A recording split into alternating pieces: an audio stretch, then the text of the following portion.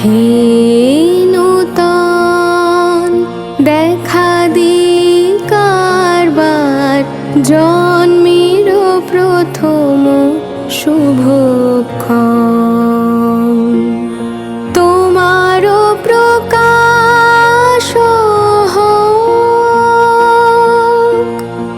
কুহেলিকা করি উদ্ঘাটন সূর্যের মতন। হে নূতন দেখা দি কারবার, জন্মের প্রথম শুভক্ষণ।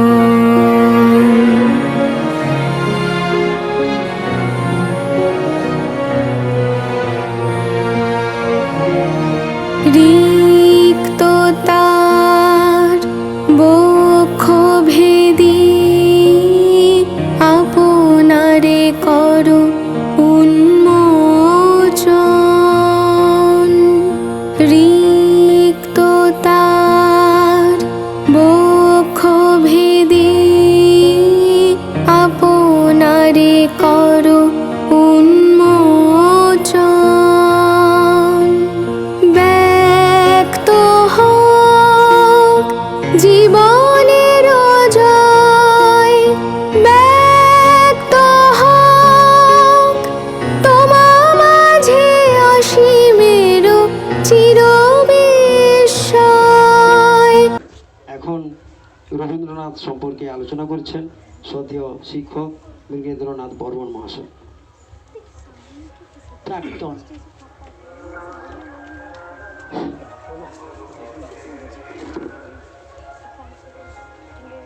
আমাদের প্রত্যেকের জীবনে একটা জন্মদিন আছে। আমাদের জন্মদিনটা আমরা অনেকেই বাড়িতে বাড়ির মতো করে একটুকু আনন্দের সঙ্গে একটুকু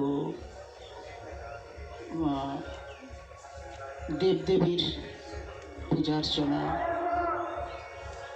ইত্যাদি বিষয় নিয়ে একটুকু উদযাপন করে থাকি প্রত্যেকেই। প্রায় এটা আমাদের সংস্কৃতিতে এসে গিয়েছে।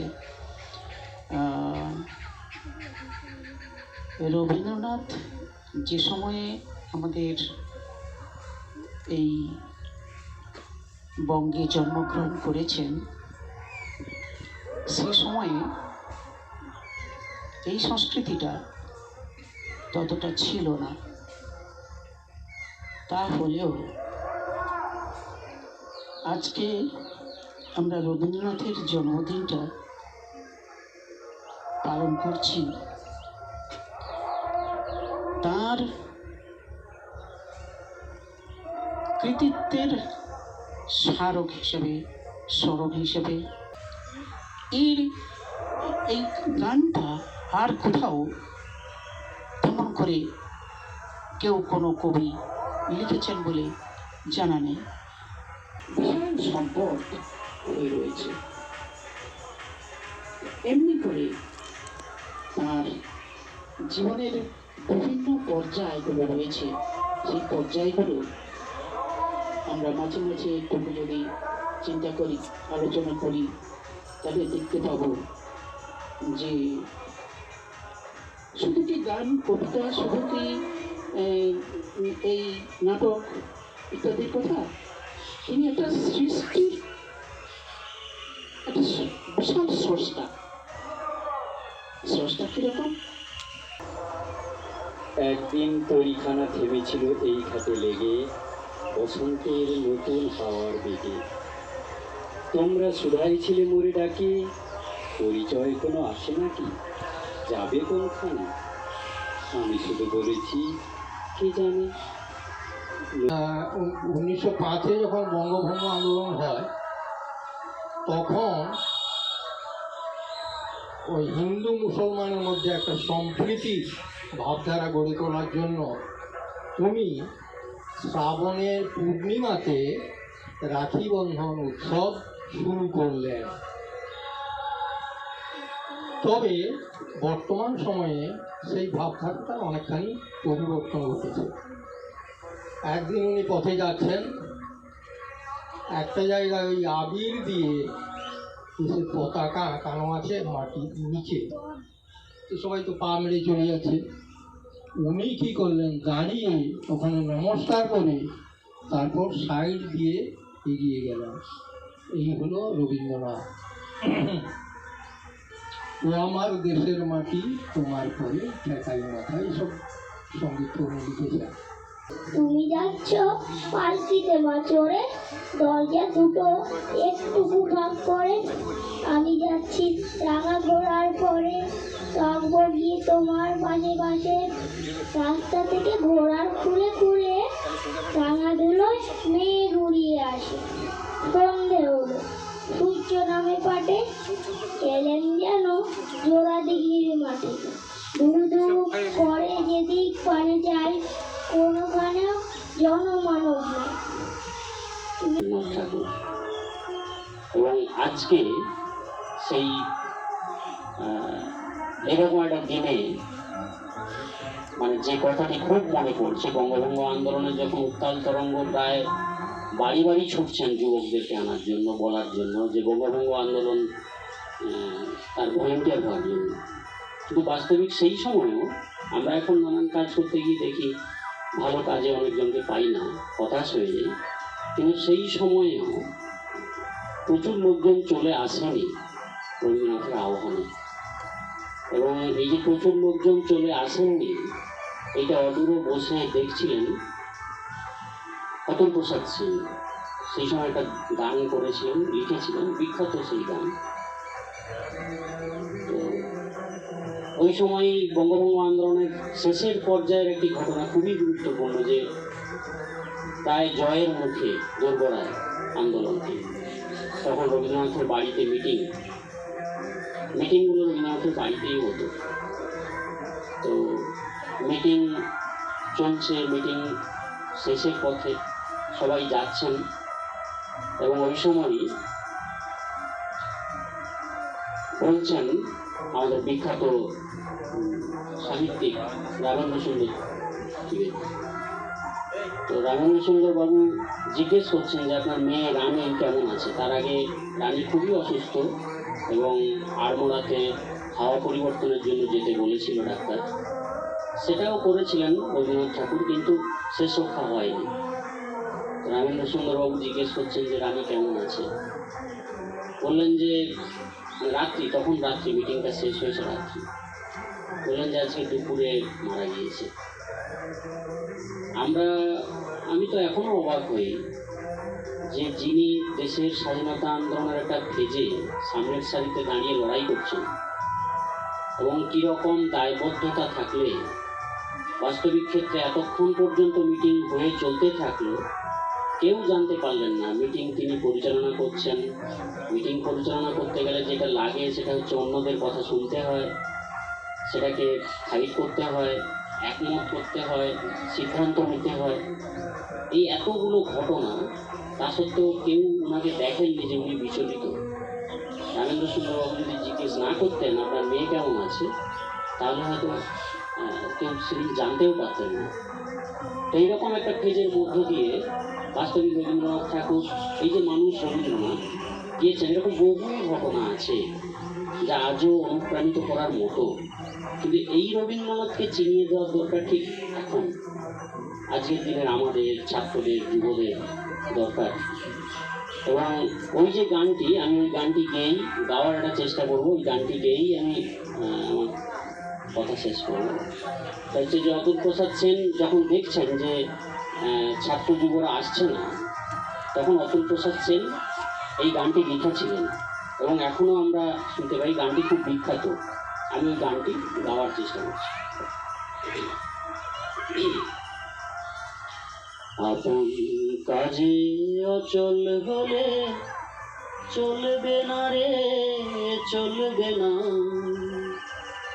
অলস স্তুতি গানে, তারা শোন টলবে না রে, টলবে না চলবে না রে চলবে না, আপন কাজে অচল হলে চলবে না রে চলবে না, অলস স্তুতি গানে তারা শুন টলবে না রে টলবে না, চলবে না রে চলবে না, আপন কাজে অচল হলে চলবে না।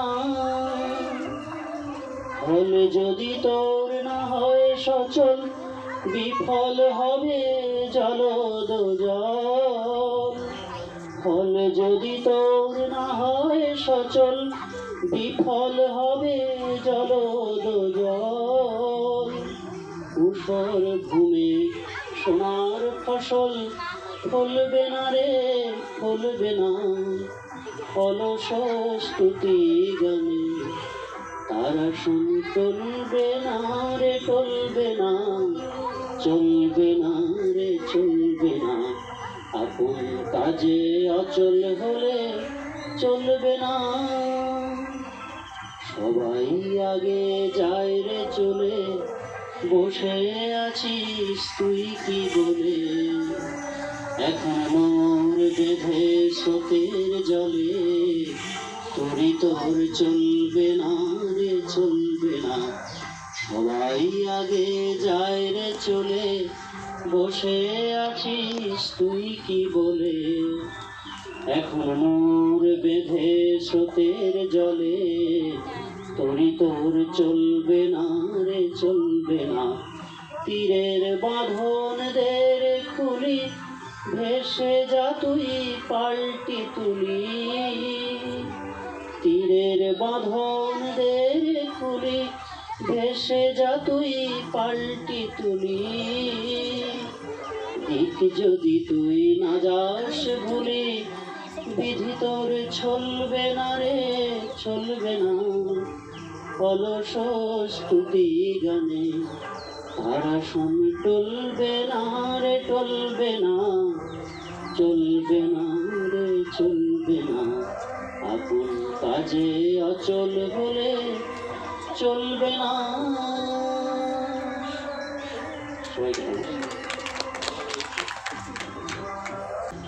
একখানি ছোট ক্ষেত, আমি একলা, এপারেতে বাঁকা জল করিছে খেলা, পরপারে দেখি আঁকা তরু ছায়া মশি মাখা, গ্রামখানি মেঘে ঢাকা প্রভাতী বেলা। এপারেতে ছোট ক্ষেত, আমি একলা, গান গেয়ে তরিবে কে আসে পারে, দেখে যেন মনে হয় চিনি উহারে, ভরা পালে চলে যায় কোনো দিকে নাহি চায়, ঢেউ গুলি নিরুপায় ভাগে দুধারে, দেখে যেন মনে হয় চিনি উহারে।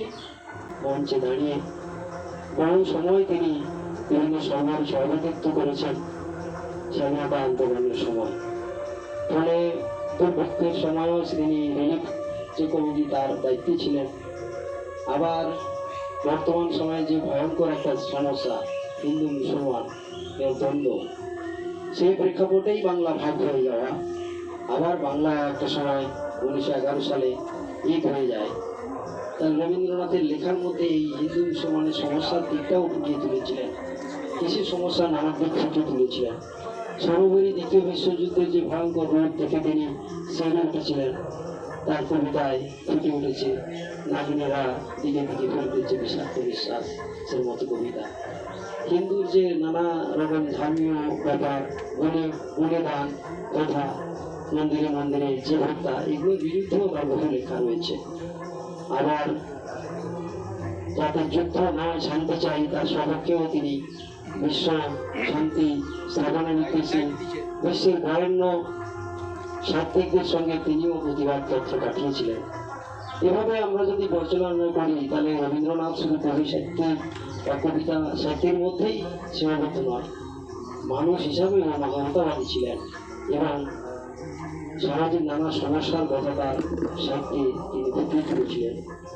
আমরা সেগুলো যদি বেশি করে গল্পের মধ্যে দিয়ে আমাদের যারা অনুজ ছাত্রছাত্রী তাদের কাছে নিয়ে যেতে পারি, তাহলে বর্তমান সমাজে নানান যে সামাজিক সংকট, সামাজিক যে পরিপ্রেক্ষিতে অনেকে বিশিষ্ট ব্যক্তিরা যাদেরকে বুদ্ধিজীবী মহান বলা হয়, তারা মুখ ফুরিয়ে থাকেন বা হয় নিজেদের পথ খোয়ানোর ভয় অথবা সরকারের কোনো খেতাব পাওয়ার ভয়ে তারা চুপচাপ থাকেন, তাদের লেখনীটাও সেভাবে সচল হয় না। এগুলো খুব দুঃখের, কষ্টের হয়। তবে আমরা যারা লেখালেখি করি, এগুলো কাটিয়ে আমাদের যা সঠিক মনে হবে, সত্য মনে হবে, সেগুলো যদি ফুটিয়ে তুলতে পারি, তাহলে রবীন্দ্রনাথকে শ্রদ্ধা জানানো আমাদের অনেকখানি সার্থক হবে বলে মনে হয়। এখন সঙ্গীত পরিবেশন করবে প্রথমে সাহসী মন্তব্যের জন্য ওকে ধন্যবাদ জানাই।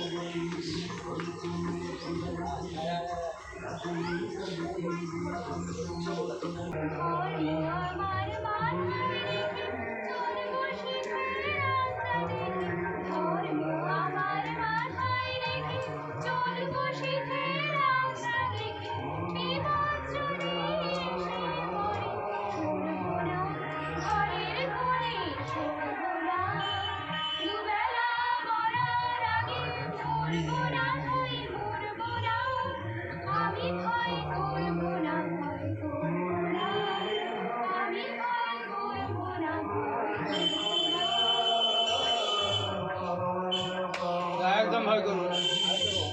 চির